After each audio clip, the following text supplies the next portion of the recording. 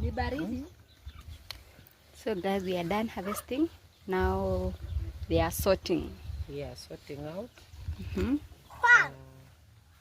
Ilikuwa na ugonjwa ilikuwa imeingia kidogo kama hii. So this is unwanted.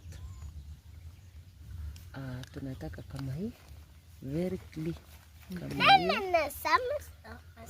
So after sorting ndio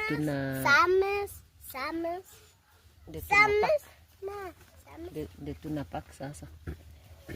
Okay. So, kasi ni hivyo. Hii sasa ni ready to market.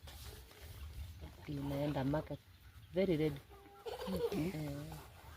Ngine hii ni kuenda tu kupa na inapandishwa gari, alafu kwa ndege, alafu pesa tu ni kwa siku 3 itakuwa imeingia. Wow.